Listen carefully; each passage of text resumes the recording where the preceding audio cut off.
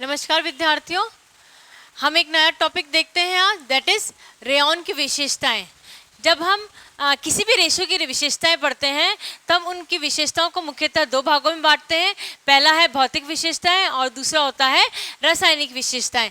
तो अब हम यहाँ पे रेयॉन के रेशों की भौतिक विशेषताएं देखते हैं। रेयॉन के रेशों की भौतिक विशेषताएं देखने से पहले हम ये जानकारी प्राप्त कर लेते हैं, प्लेबैक में चले जाते हैं कि रेयॉन के जो रेशो होते हैं वह मानवकृत रेशो होते हैं। रेशो को मुख्यतः दो भागों में बांटा गया है, एक होते हैं नेचुरल फाइबर्स और एक होते हैं आर्टिफिशियल फाइबर्स। आर्टिफिशियल फाइबर्स में एक होते हैं मानवकृत रेशे और एक होते हैं टोटली आर्टिफिशियल रेशे। मानवकृत रेशे वह रेशे होते हैं जिसमें कुछ अंश हम नेचुरल फाइबर्स का लेते हैं और कुछ हम केमिकल्स उसके अंदर मिक्स कर देते हैं, और जो कपड़ा हमें प्राप्त होता है या जो रेशा हमें प्राप्त होता है हम उन्हें नाम देते हैं मानवकृत रेशे। इन्हीं रेशों में से सबसे इंपॉर्टेंट रेशा या सबसे पॉपुलर जो रेशा है वह होता है रेयॉन का रेशा। अब हम देखते हैं रेयॉन की रेशों की भौतिक विशेषताएं। सबसे पहले हम देखते हैं इसका संगठन। हमने अभी आपको ये बताया कि यह एक मानवकृत रेशा होता है जिसके अंदर हम कुछ नेचुरल प्रोडक्ट्स लेते हैं और कुछ हम केमिकल्स का इस्तेमाल करते हैं। चूँकि हम केमिकल्स तो किसके बस में होते हैं, ह्यूमन बींग्स के कंट्रोल में होते हैं।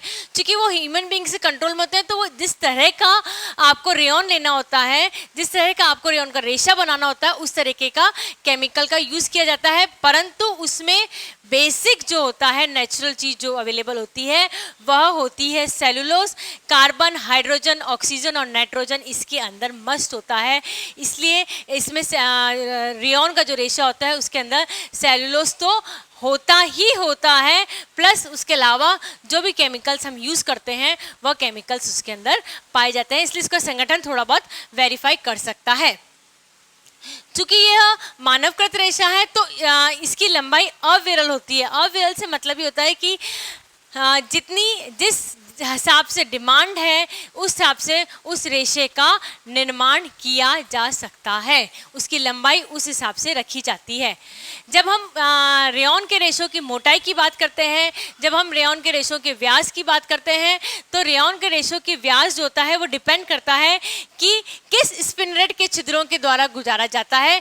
स्पिनरेट के छिद्रों की मोटाई कितनी है, जिस हिसाब से स्पिनरेट के छिद्रों की मोटाई होगी उसी हिसाब से उसका रेयॉन के रेशे का व्यास होता है। अब हम बात करते हैं मजबूती की कि रेयॉन के रेशो की कितना मजबूत होता है। जब हम मजबूती की बात करते हैं तो यह ऊन की अपेक्षा ज़्यादा मजबूत होता है। रेयॉन का जो रेशा होता है वह ऊन के रेशे की अपेक्षा ज़्यादा मजबूत होता है, परंतु सिल्क की अपेक्षा 1/3 इसकी मजबूती कम होती है। यानी कि सिल्क का रेशा रेयॉन के रेशो से 1/3 ज़्यादा मजबूत होता है। गीली अवस्था में इसकी मजबूती कम हो जाती है। हमने देखा था कि जो कॉटन का कपड़ा है उसके में गीली अवस्था में उसकी मजबूती बढ़ जाती है 30%, ऊन के रेशे में उसकी मजबूती 30% कम हो जाती है। आप यहाँ देखिए कि जो रेयॉन का रेशा है वह गीली अवस्था में गीले करने पर उसकी मजबूती 40 से लेके 70%, 40 से लेके 70% कम हो जाती है। यानी कि अगर गीली अवस्था में उस पर खिंचाव करा जाए तो निश्चित रूप से उसके जो रेशा होता है उसके ऊपर हानिकारक प्रभाव डालते हैं, उसकी मजबूती को नष्ट कर देते हैं। चमक, रेयॉन के रेशों में इतनी चमक होती है केमिकल्स के कारण से, सेलुलोज के कारण से, कि उसकी चमक को कम किया जाता है ना। उसमें बहुत ज़्यादा चमक होती है, अगर कम नहीं किया जाए तो शायद वो हमारी आंखों को नुकसान पहुंचाए। तो रेयॉन के रेशों को टिटेरियम डाइऑक्साइड और लवणीय तेल मिला के उसकी चमक को कम किया जाता है। मैं पुनः रिपीट कर देती हूँ कि जो रेयॉन का रेशा होता है वह बहुत ज़्यादा चमकीला होता है। उसकी चमक को कम करने के लिए लवणीय तेल या टिटेरियम डाइऑक्साइड का इस्तेमाल कब करते हैं, जब रेयॉन के रेशे का निर्माण हो रहा होता है तभी हम इसका यूज़ कर लेते हैं, इसका उपयोग कर लेते हैं। और मार्केट में जो कपड़ा आता है वह अच्छा चमकदार होता है। रंग, जनरली जो रेयॉन का जो रेशा होता है वो कौन से कलर का होता है? सफ़ेद कलर का होता है। परंतु उसे विभिन्न रंग में रंगने के लिए जब हम स्पिननेट के छिद्रों से गुजारते हैं उसे, तो उसमें जो स्पिननेट होती है उसी में, क्योंकि वो लिक्विड अवस्था में होता है, चूँकि वो लिक्विड अवस्था में होता है तो उसके घोल के अंदर ही हम क्या करते हैं, उसमें कलर मिक्स कर देते हैं। तो जिस भी कलर को हम चाहें उस कलर को हम रेयॉन का रेशा प्राप्त कर लेते हैं। कहने का तात्पर्य यह है कि इसका रेयॉन का रेशा कलर्स के साथ में, किसी भी तरह की डाइस के साथ में डायरेक्ट असर डालता है, अच्छा प्रभाव डालता है, और वह उसको रेशे जो कलर्स होते हैं उसको अपने अंदर समाहित कर लेता है। प्रत्यास्था का प्रभाव, प्रत्यास्था का भी प्रभाव रेयॉन के रेशे के ऊपर पड़ता है। आपने देखा होगा कि जब हम रेयॉन के रेशे का निर्माण करते हैं तो हम उसे खींच के बनाते हैं।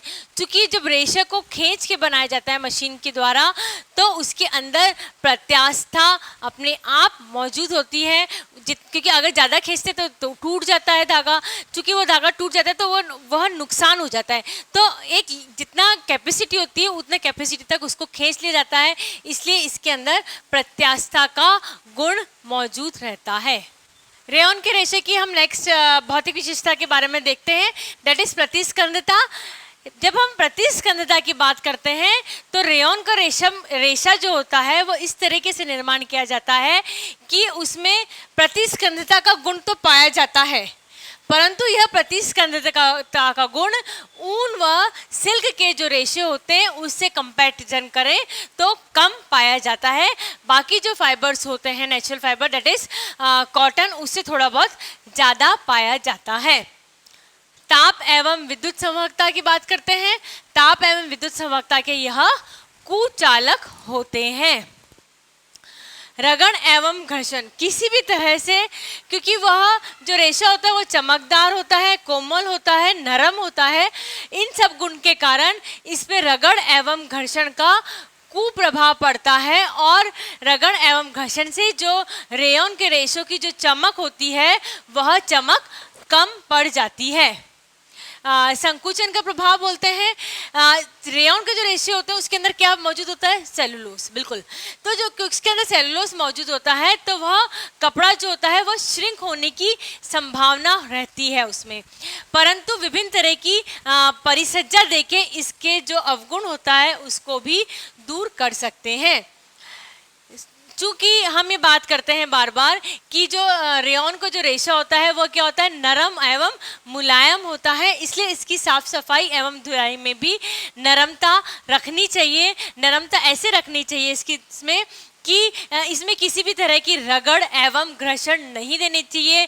इसके अंदर उदासीन साबुन का ही प्रयोग करना चाहिए, और अपना वॉशिंग मशीन की जगह इसको हाथों से इस वस्त्रों को धोना चाहिए, तभी वस्त्र जो होते हैं वह लंबे समय तक चलते हैं। सलवट प्रतिरोधकता की बात करें, इसके अंदर सलवटें कॉटन से तो कम पड़ती हैं पर ऊन से ज़्यादा पड़ती। ऊन में थोड़ी बहुत सलवटें पड़ती हैं और उसको थोड़ा सा प्रेस करने पे वो सलवटें दूर भी हो जाती हैं, पर इसलिए ये कहा जाता है रेयॉन के रेशों के लिए कि इसके अंदर सलवटें कॉटन से कम परंतु ऊन या सिल्क के रेशों से ज़्यादा पड़ती हैं। धूप का एवं प्रकाश का इस पे नेगेटिव असर पड़ता है। सूर्य की जो पराबैंगनी किरणें होती हैं वह पराबैंगनी किरणें इसके ऊपर हानिकारक प्रभाव डालती हैं, इसके रेशों को निर्बल कर देती हैं, और इसके रेशों को निर्बल करने के साथ में ही इसके अंदर जो रेयॉन के रेशों के अंदर जो चमक होती है वह चमक भी बहुत कम हो जाती है। पराबैंगनी किरणें इसकी चमक को कम कर देती हैं। फफूंद का प्रभाव, हमने ये देखा कि जब संगठन पढ़ा था हमने इसका कि इसके अंदर सेलुलोज तो मौजूद होता ही होता है रेयॉन के अंदर। उसके बाद में हम जो भी केमिकल्स उसके अंदर वैरायटी ऑफ रेयॉन बनाना चाहते हैं, विस्कोस रेयॉन बनाना चाहें, ग्रुप्रामिन रेयॉन बनाना चाहें, जिस भी तरह की रेयॉन बनाना चाहते हैं उस तरीके के हम उसमें केमिकल मिक्स कर देते हैं, परंतु उसका जो बेस आइटम होता है वो होता है सेलुलोज, है ना।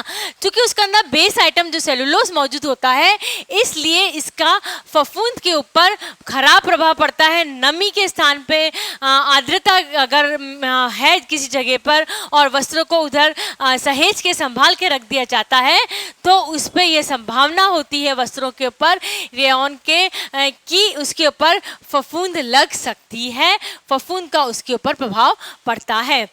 सूखे ताप का प्रभाव, सूखे ताप का प्रभाव से हमारा तात्पर्य होता है प्रेस का प्रभाव, इस्त्री का प्रभाव।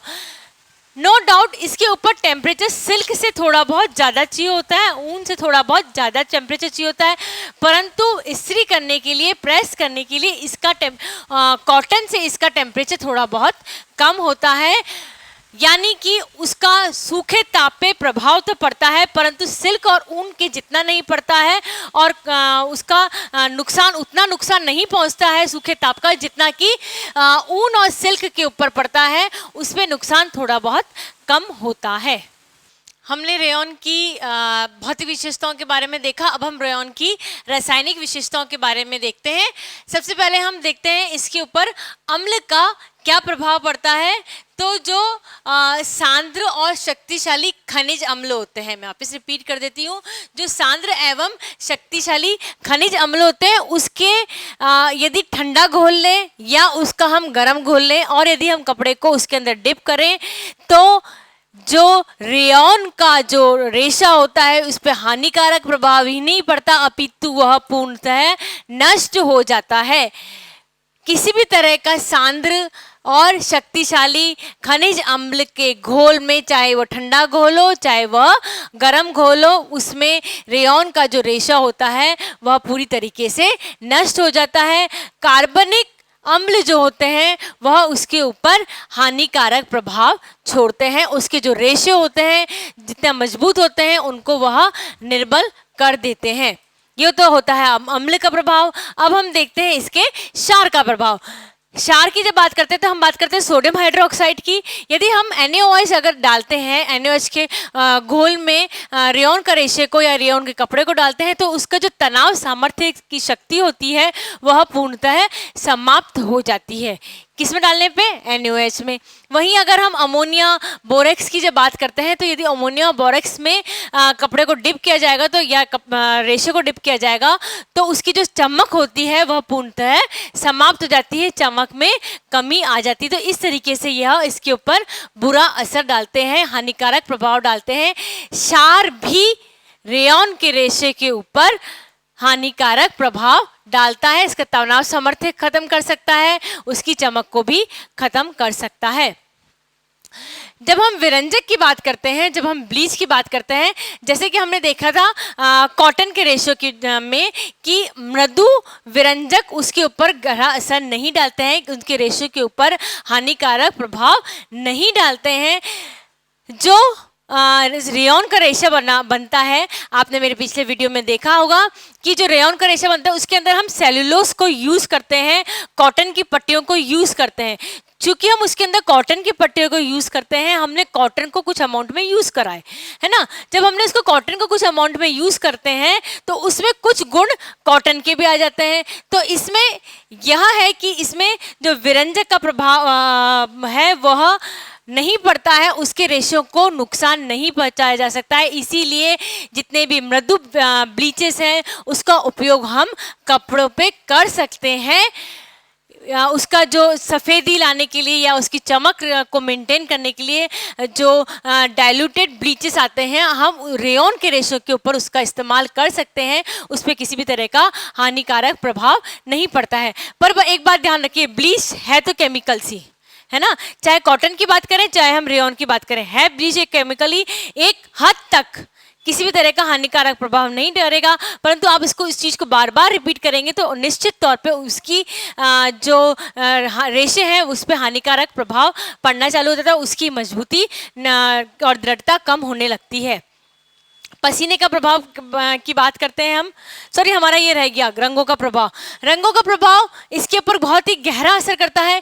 किसी भी कलर में, किसी भी डाइज में, चाहे वेट डाइज हो चाहे नेचुरल डाइज हो, किसी भी तरह की डाइज में आप ना जो रेयॉन का रेशा है, रेयॉन का कपड़ा है, उसको आप रंग सकते हैं किसी भी स्टेज पे, चाहे वो रेशे की स्टेज हो, चाहे वो धागे की स्टेज हो, चाहे वो कपड़े बनाने की स्टेज हो, किसी भी स्टेज पे आप रंग में, किसी भी रंग में आप रेयॉन के रेशे को, रेयॉन के कपड़े को आप रंग सकते हैं। उसके वह जो उसका रेयॉन का रेशा होता है उसके ऊपर रंगों का गहरा प्रभाव पड़ता है। वो अपने अंदर जो कलर्स होते हैं उसको बहुत जल्दी से और बहुत ज़्यादा से एब्जॉर्व कर जाता है। इतना गहरा प्रभाव पड़ता है उसके ऊपर कि जब हम कपड़े को धोते हैं तो उसका कलर उसमें नहीं निकलता है।